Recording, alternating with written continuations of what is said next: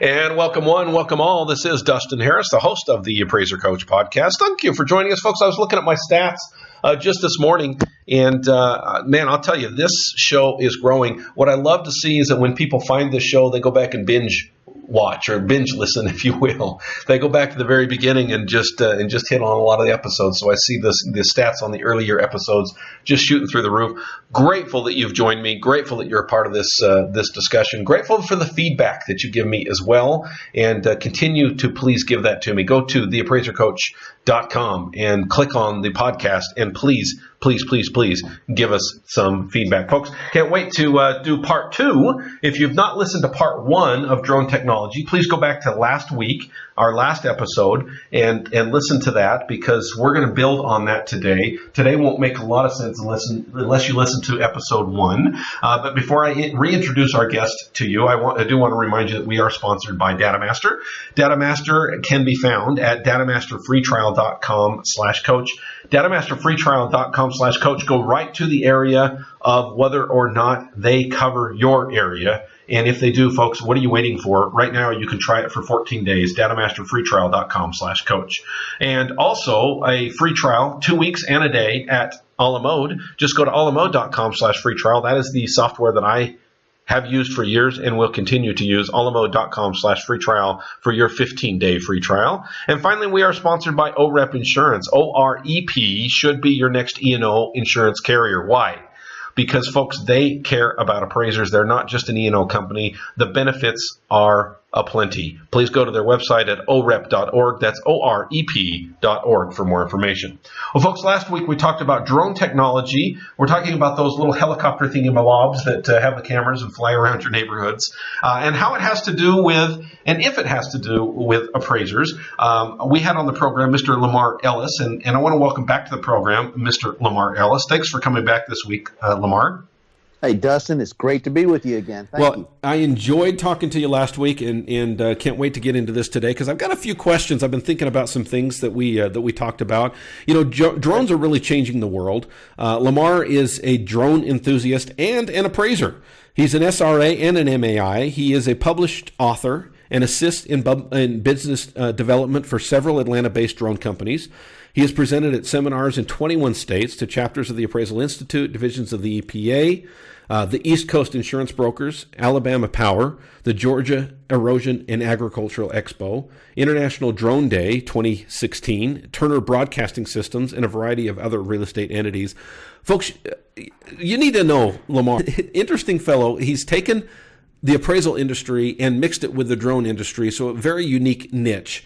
And I want to talk a little bit more about that as we get into this today, more about how drones have to do with appraisers. But let's talk, first of all, Lamar, if you don't mind, about privacy rights. This is something that comes up quite often. Federal, state, civil law. Let's talk about privacy rights in the sense that, I don't want a drone in my backyard. I want to throw out the whole sunbathing problem. You talked about this on our last episode. The reason you got into this was you were watching a program where they had launched a drone and they'd flown over a house and seen different things. And my thought, first of all, was, okay, we're talking Florida here. We're talking, backyards in Florida. I can imagine that there would be some privacy issues there. Definitely. That's just the surveillance ability of drones. And it's really not a federal law. The FAA controls the airspace. They just want to make sure that you're up there doing it safely. So that's going to go down to states and civil law. I had, in many of my seminars, I have so many questions about, if I see a drone flying over my property, I'm going to shoot it down. Right. That's a federal law violation of discharging a firearm and shooting down an aircraft. So is that right? Yes, it is. Interesting. Exactly. I'll put my shotgun away. That's not the way we do things here in Idaho, Well, I tell you, there are areas of the country that say, I would shoot it down, and if they came and got me, I'd say it looked like a bird to me. Right. There you go.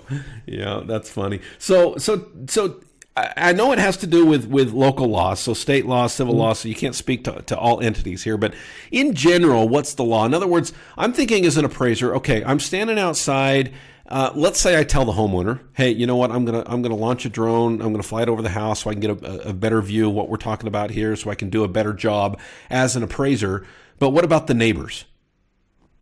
Well, the thing is that you're going to end up with some bleed over, which means you'll probably end up flying over somebody else's property to get your property in the shot. Right. Where it is starting to be the legality of it is that, are you doing any surveillance on the neighbor? You know, do you have your camera turned looking at their property, at their pool or their windows? And if enforcement were to come and pull your drone out of the air and look at your footage and they did not see anything, there wouldn't be any kind of legal ramifications. Okay, so now, and maybe I'm getting into information that you don't know. So if you don't, Right. you don't. But I'm thinking Fourth Amendment here. You know, do they have the right to say, hey, I want to see your footage? Do they need a warrant for something like that? I'm trying to be realistic here and say, hey, you know, this would be kind of fun, and I can see this being beneficial as an appraiser. But man, it seems like there's a lot of rules and regulations that I'm afraid I'm going to step on. Well, there are, and they're being argued in court right now. So a definitive answer is just not available. I do know there are areas of the country that don't want you flying. Representatives with the FAA that I've talked to said that that's not legal. They can't do that. But there are rules, like in Charlottesville, Virginia, that says the prevention of drones flying in their city limits. I was out in Flatiron in public space, and I had some rangers come up to me and tell me that if I didn't pull the drone out of the air, that I was going to be subjected to some heavy fines. Interesting.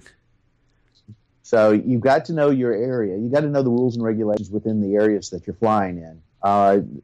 They're still being argued in court. So a lot of the stuff that I'm talking about today, like the weight of the drone being over 2 sticks of butter, well, that's being relegated in court right now. They're trying to figure out the issues. So in other words, if you want to be the test case, now's a good time to get into it, right? Well, I mean, honestly, it's I guess that's a good way of putting it. One thing I have noticed is that when I used to fly, nobody would ask me any questions. And now I'm continually being asked, you know, what are you doing? What's going on? I've actually had security and police stop just to ask what I was doing. So, speaking of questions, I have a bunch of questions I want to throw at you, kind of rapid fire, if you will. These are more, not necessarily how this relates to appraisers, but I'm just curious because I'm curious, because I don't know a whole lot about drones other than, again, I said on the last episode that my son has a drone, but that being said, I have not used it much, and what happens if you're flying this thing and you lose connection? I mean, what are some things I might need to worry about as the pilot? Well, the more expensive ones are going to have which will bring them back to you if you calibrate your position. I have been flying over the islands in South Florida, and one of the things that the sheriff down there is finding drones in trees or palm trees down there. Because people will jump on their boat, they'll set their position on one island and go to the next island, and when the battery starts to die or they lose their connection, that drone place to take off. Right. Okay. Interesting. And so it's but what's nice about it is that if you calibrate it, you set your position. When the drone loses connection, it should come back to you. So Lamar, that brings up another question. These things run off of batteries. So what happens? What happens when a battery dies? Where does the drone go from there? It just falls out of the sky? Well, if it doesn't have GPS, it will either hover in one position and then come down, or it'll just keep going in the same direction. I actually had both occur with me. I had a toy drone that went way up high in the sky, and when it started to fly away, I lost connection and I never saw it again. Oh my word! See, that would $30. Be $30. That would. Oh, okay. Well, $30. That's all right, I guess. When it's 3,000, of course, the 3,000 ones that would never happen to, right? Well, you'd like to think that, but that's one of the reasons why In my classes, I always recommend buying a toy drone so that you can learn how to manually fly it, just in case you have to. Oh, that's a good idea. So one with training wheels, if you will. Pretty much. You don't want to start off with going and buying a $1,500, $2,000 drone. I actually had one gentleman buy a $1,500 drone and smash it right into a tree the first time out. Oh, my word. So that... And go ahead. He called me up and said I should have bought a toy. You're like, gee, I wish I would have thought of that, right? So let's say somebody smashes one into a tree, or let's say maybe it's a little less than that. They maybe hit a limb or something like that, break off a propeller. What are we talking about cost-wise? I mean, a $1,500 drone, I assume you're going to have some crashes. I mean, tell me more about the maintenance and the upkeep on these kind of things. Well, you're definitely going to crash. That's why I say buy yourself a toy. That way you'll lessen your chances of crashing a more expensive one.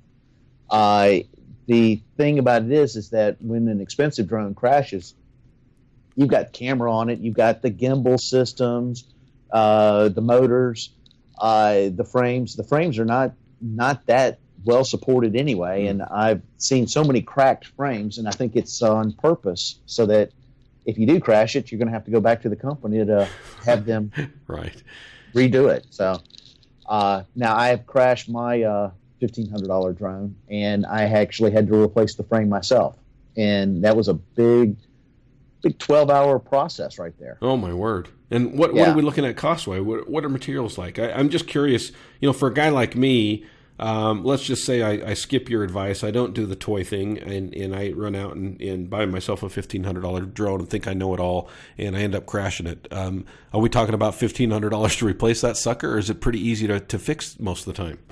Well, it's not always easy to fix, and the one thing that I did notice is when I pulled out my manual, it says we do not cover crashes.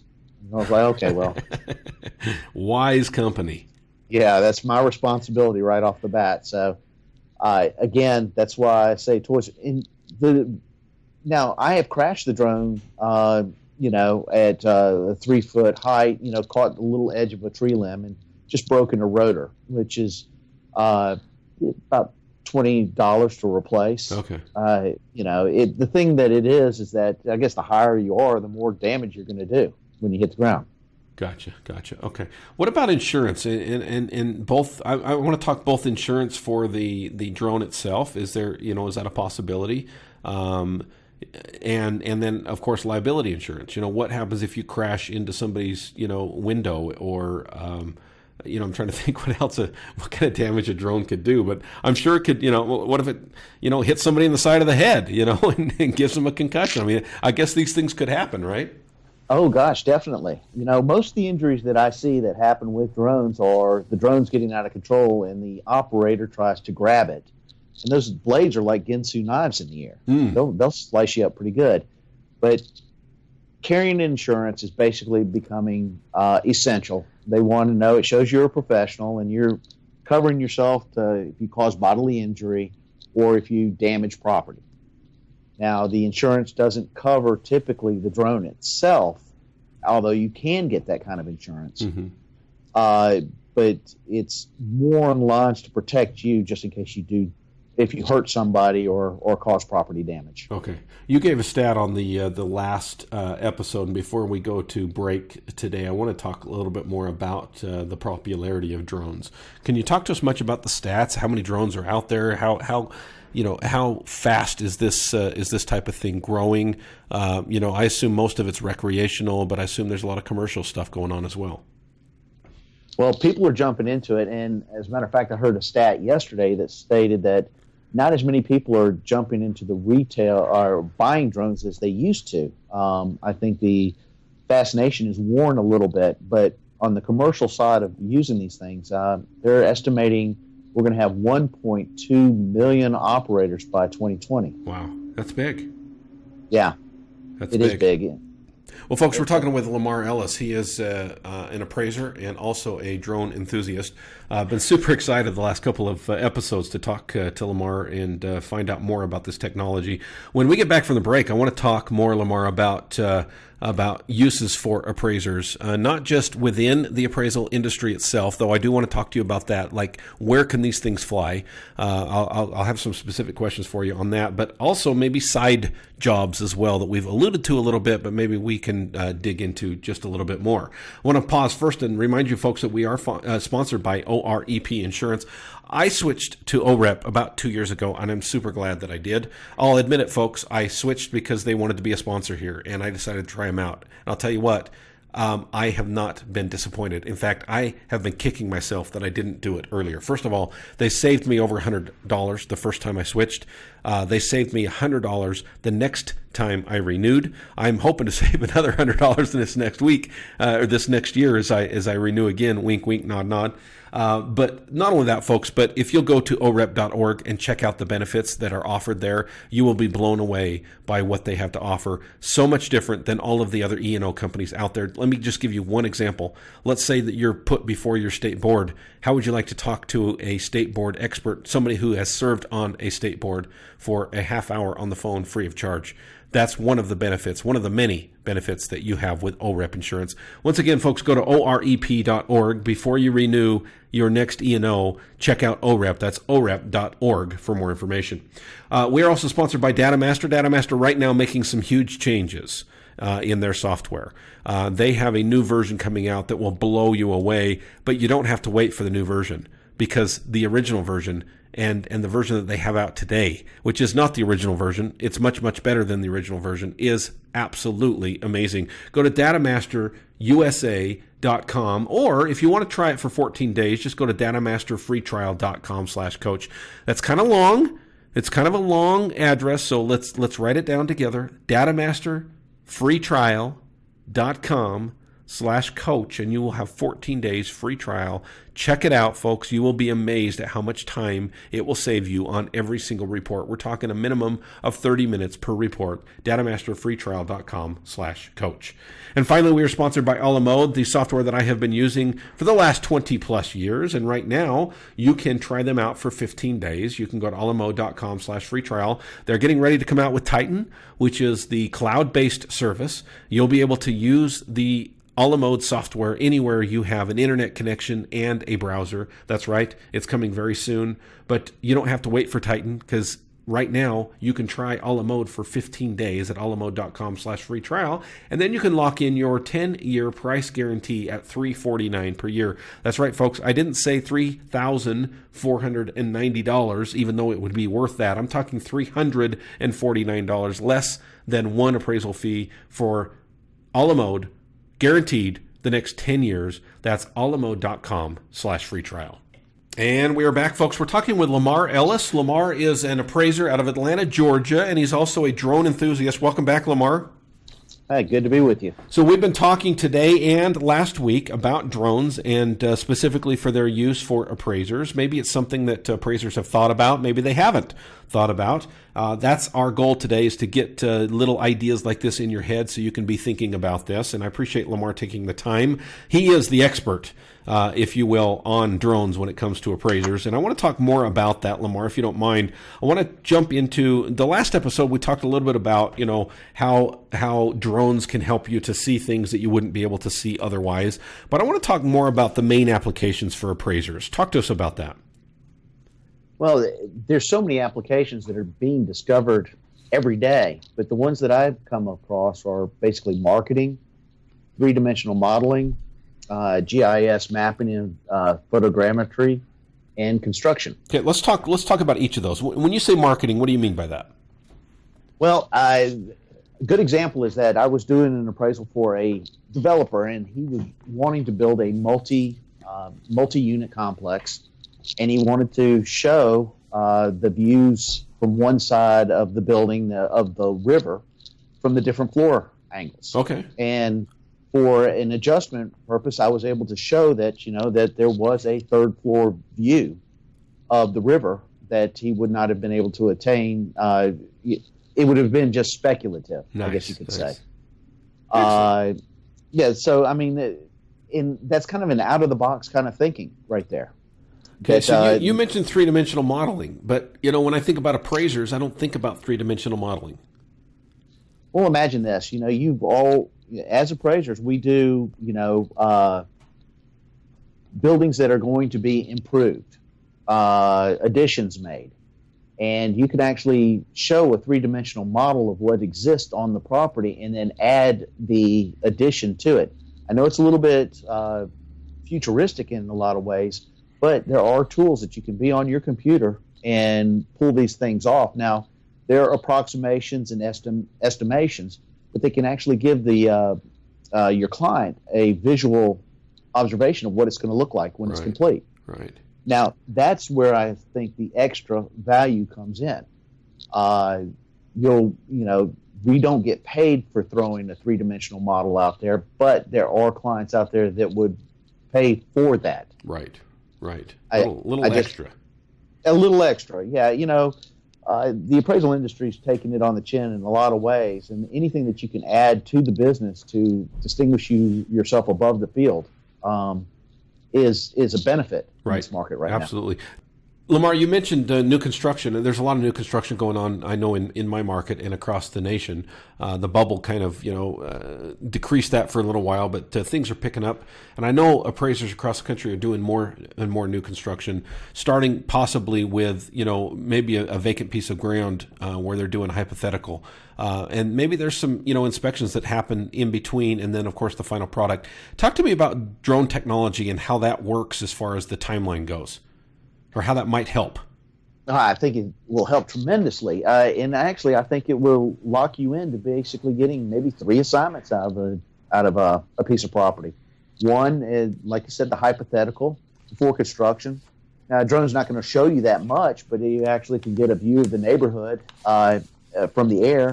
And then as the project is under construction, you've got shots that the banker can use for construction draws and things of that nature.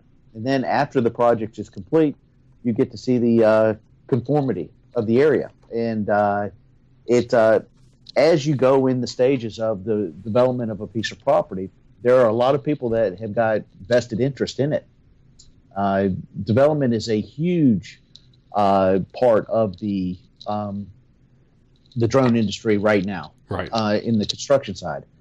The one thing that they've noticed is the allocation of resources. Is the builder building to the scope? Are they, and then there are the unintended consequences of flying a drone on a piece of property, which are unique in themselves, such as did a piece of property that was sitting across from the Walmart, a very popular Walmart, and they were trying to market it to a type of investor to come in and rent some of the spaces. Well, the drone proved and showed that you could not leave the property and get back to the interstate conveniently.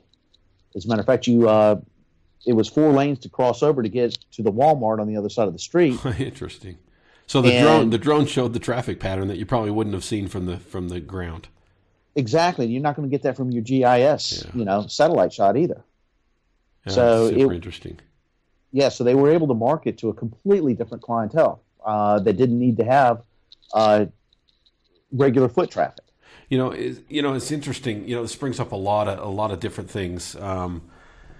The possibilities down the road, and who knows where this is going to go. But I actually talked to, I think it's okay to say his name because it's not his deal. He just, mentioned it as an aside. But Jeff Bradford, I was talking to him at one of the conferences a while back, and he was talking about a company, and I don't know if they're still in existence anymore, but this was, a year and a half ago in San Francisco, where they were actually charging people. You could actually order up pictures, and they were sending out drones that would, and again, I don't know how this works legality-wise. I don't know. I'm just telling you what he told me. He said there was a company that you could actually pay to go out and take pictures of real estate. They would fly to an address, and they could take a picture of the street, and they could take a picture of the front,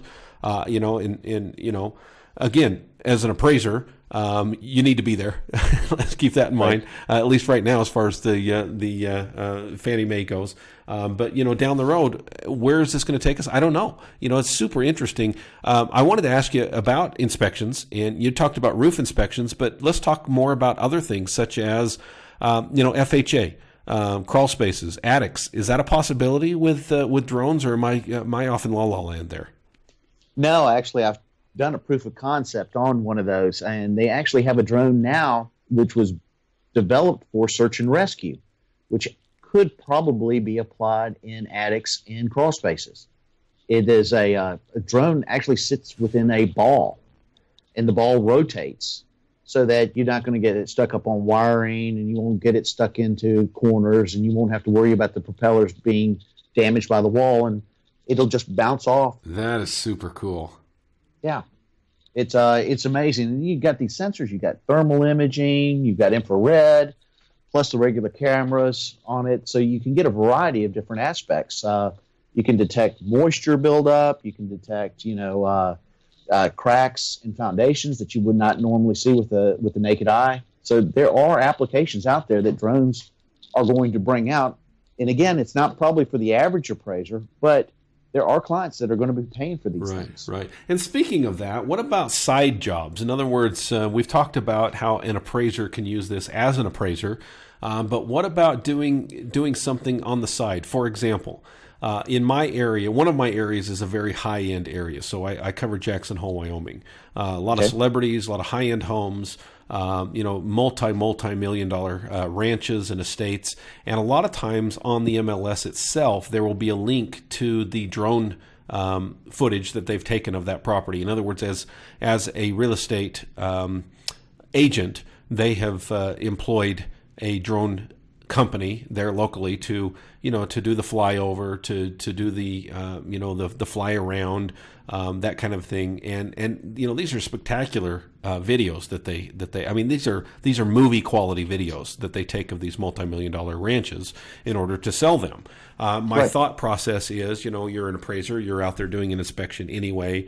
What are the chances of selling that footage then to the homeowner? What are the legal ramifications there, the ethical ramifications there? Do you see appraisers doing that kind of a side business, or maybe any other side business that you can think of that they could utilize drones for? Well, I think it all boils down to scope of work. If you've got it into your client base that you own the footage, then you could possibly sell the footage. Mm-hmm. I don't think that I could film your house and then go sell it to your neighbor. Right. But there again, there's an interesting thing. You want to see what your neighbors are doing today? Yeah, that's funny. Yeah. See, I think that would fall under maybe a surveillance, but flying over your own house, and you've got it in there that the bank is or the investor or whoever, you own the video. And it's a good point I want to make, and that is, if you're going to do something like that, give your client the still shots, whet their appetite, make them want more, and then charge them for the upside. There you go. Love it. Marketing 101, right? As we close up, Lamar, any other ideas, any thoughts that you want to share with the audience? Let's say an appraiser is listening to this and they want to maybe give it a go, maybe justify their purchase to their spouse for Christmas. What helpful hints and tips and tricks would you give them as we close up here today? Well, I would say this, that it's not as cheap as it appears to be. Yeah. You go out, you're going to want to buy extra batteries, and those batteries can be $100 to $150 a piece. Ouch. And you're going to want to have SD cards. So you're talking about maybe $50 for the SD cards that can carry the video components of it. And then, God forbid you crash the thing, you're going to have some spare parts. So, in other words, it's not just the initial purchase you need to worry about.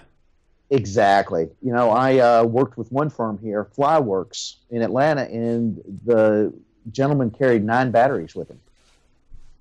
Holy smokes. Yeah, because it was just one of those things that you never knew if you were on a job site, you were going to get a call to go to another job site. Right. He had constantly batteries on chargers in the car and things of that nature, so that he could go out to sites. And one thing that ran into once with him was that we did an assignment in the mountains, and we had everything prepared. The drone was ready to fly, and we didn't have any SD cards to take to record it, because everything was back at the office being processed for the client from the day before. Right. So there's a checklist, and I tell you what, I'm putting stuff together to put on my website so that the regular appraiser can go out there and see if they've got everything that they need for each job. And tell me that website again. How can people get a hold of you, Lamar? Well, my company name, the website is Drone Noir, DRONENOIR, and the Noir stands for News, Opinions, Information, Reviews. And I also have a Facebook page where please like me. I'll send you notifications on civilian and commercial use every day. The industry's changing, and it's amazing. Each day, something brand new can pop up that just is revolutionary to the whole industry.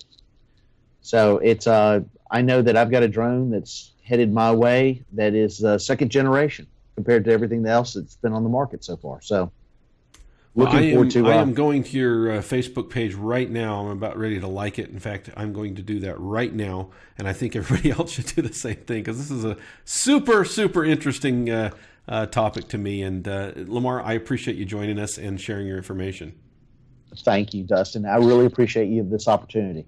Folks, we have been joined by Lamar Ellis. He is a MAI and SRA out of Atlanta, Georgia, also an expert on drones and how they fit with the appraisal industry. If you want more information, please go to his website. Again, it's www.dronenoir.com. And folks, speaking of information and how to take your business to the next level, we are still looking for a couple of individuals. Most of our mastermind dream teams are filled, but we are thinking about the possibility of opening up another one. It would have to be very, very niche. I know I told you I wouldn't do it. The only way I can do it and justify it is if I can do it in conjunction with my Las Vegas group. So every quarter I meet with my Las Vegas group. If I could meet the next day or the day previous with another group that I could fly to easily within just the evening, I am possibly looking at opening up another group. I had several people approach me at the latest conference, and they were interested in opening up a new group, and we are looking at the possibility. We need at least 4 to get a group off the ground, and so we're looking at places like Dallas, possibly Southern California, possibly Phoenix, possibly some others that we're just tentatively looking into right now. But if it's within easy flying distance, speaking of flying, easy flying distance of Las Vegas, we may be able to do that. But there is another opening in Salt Lake right now.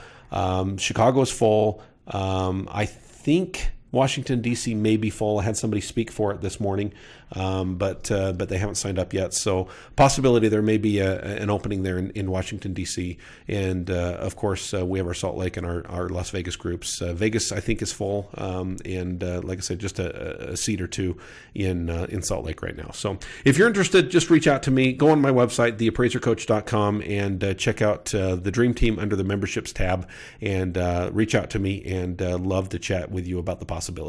Folks, thanks for joining us, and we will catch you next week here on the Appraiser Coach Podcast.